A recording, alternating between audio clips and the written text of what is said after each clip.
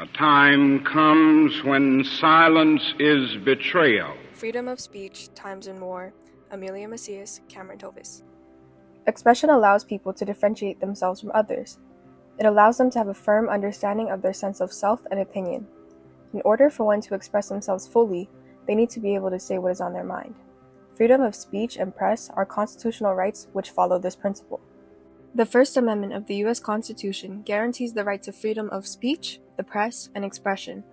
This right was so fundamental that it influenced the United Nations Universal Declaration of Human Rights, particularly Article 19, which protects the freedom to seek, receive, and impart information. President Franklin Roosevelt reinforced this idea in his Four Freedoms speech, emphasizing that all people should enjoy freedom of speech and expression. His vision went on to inspire not just American democracy, but international human rights laws. Freedom of speech and press are cornerstones of democracy. They allow people to challenge authority, question government actions, and reveal the truth. But what happens when a nation goes to war? Throughout American history, wars have often been accompanied by censorship, suppression, and propaganda. However, during times of conflict, freedom of expression has also proven to be a powerful tool for change. It drives change, but it can also be easily twisted and manipulated by the government. Over time, the U.S. government has used propaganda to fuel their patriotism, influence, and world power. This causes people to question, what is the true value in a right that can be so easily twisted? The value of this right was heavily tested during the Vietnam War, the first war broadcasted directly into American homes. Through journalism, protests, art, and even graffiti, the American public engaged in a battle not just overseas, but at home, the battle for truth. The Vietnam War was not just another conflict. It was a proxy war, deeply tied to the broader Cold War struggle between the United States and the Soviet Union. Fueled by the Red Scare and America's staunch anti-communist stance, the U.S. entered Vietnam to prevent the spread of communism in Southeast Asia. However, as the war dragged on, opposition to it grew stronger at home.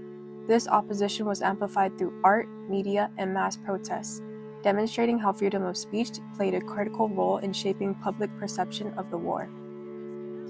It was then, in 1955, that U.S. President of the time, Dwight D. Eisenhower, pledged his support to the anti-communist politician Ngo Dinh Diem. President Eisenhower used U.S. military troops and equipment to arrest any who were believed to be Vietnamese communists, or also called Viet Cong.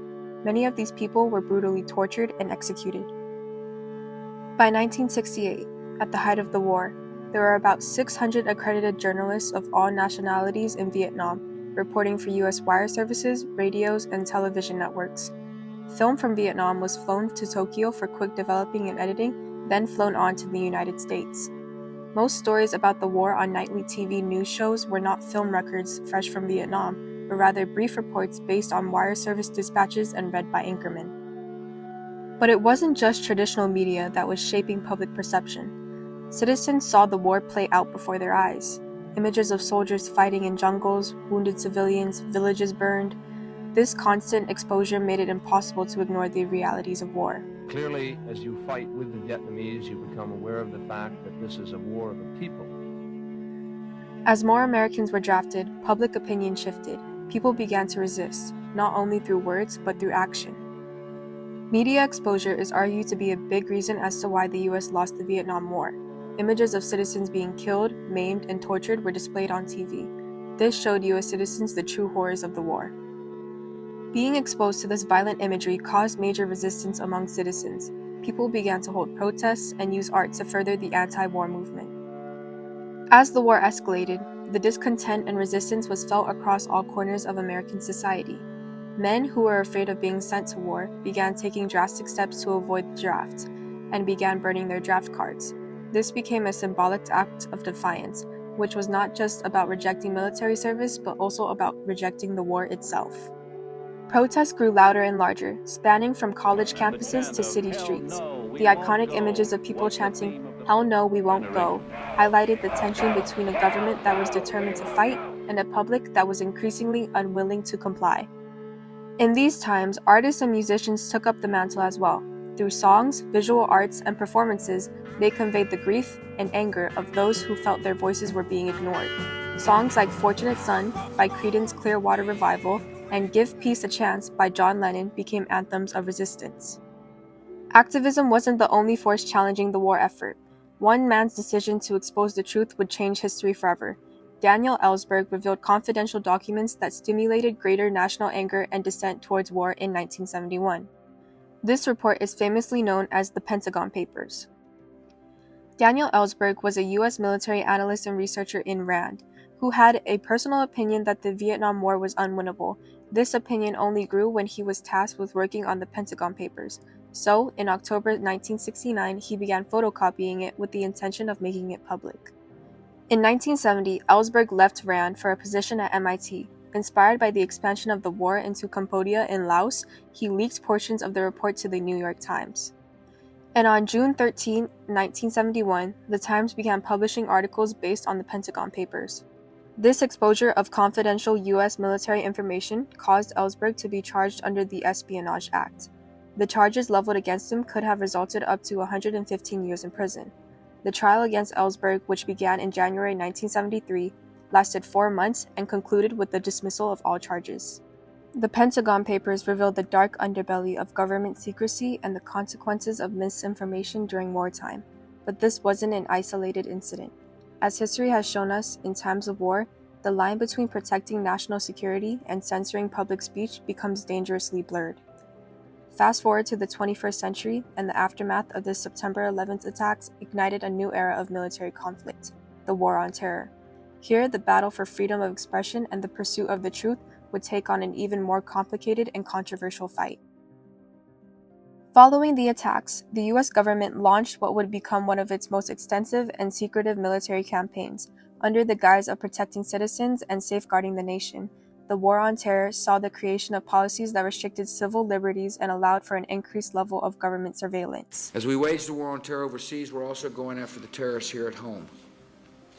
And one of the most important tools we have used to protect the American people is the Patriot Act.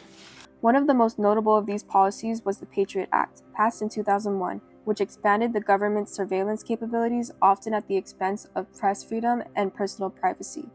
Journalists reporting on national security were subject to increased scrutiny, and whistleblowers faced severe legal repercussions. The Iraq War and its aftermath led to a significant curbing of freedom of speech, particularly for those who dared to question the government's narrative. Journalists were pressured. Whistleblowers like Chelsea Manning were charged with espionage for leaking classified information, and the government used surveillance laws like the Patriot Act to monitor the communications of citizens and activists. In this environment, the right to criticize the government was often seen as a threat to national security. Yet, like Ellsberg's act in the 1970s, many individuals continued to risk their freedom to outspeak against what they believed to be an unjust war. The publication of the Iraq War Logs in 2010, which exposed thousands of classified military documents, reflects Ellsberg's exposure of the Pentagon Papers in both form and substance. The question, Mr. Speaker, is not whether we like Saddam Hussein or not. The question is whether he represents an imminent threat to the American people and whether a unilateral American invasion of Iraq will do more harm than good. The struggle for freedom of expression during times of war has been a long and complicated battle. From the Vietnam War to the War on Terror, the government's tendency to restrict speech in the name of national security has often collided with the rights of citizens to speak their truth and hold those in power accountable. In both the past and present, individuals have stepped forward, sometimes at great personal risk, to ensure that the public has access to the truth. Daniel Ellsberg, in exposing the Pentagon Papers, and Chelsea Manning, in revealing the Iraq War Logs, showed us that even in times of national crisis, the right to question, to speak out, and to dissent must never be sacrificed. Their actions highlight the undeniable truth that freedom of expression is not just a right, but a responsibility. In times of war, the balance between national security and personal freedom is delicate. While it's understandable that some measures must be taken to protect citizens, we must never forget that the very fabric of a democracy is built upon the ability of its people to speak their minds, challenge authority, and demand accountability. Without this, we risk losing the freedoms we seek to protect. This is constitutionally protected speech. Don't let anyone prevent you from doing it. It is not illegal. Number 2, we won't be deterred. Number 3, if you are taking a picture, please do and share it with the whole world. Burn your draft card if you like, it's good to disagree. That's a get acquainted communistic kiss. Now ain't I right? Ain't I right?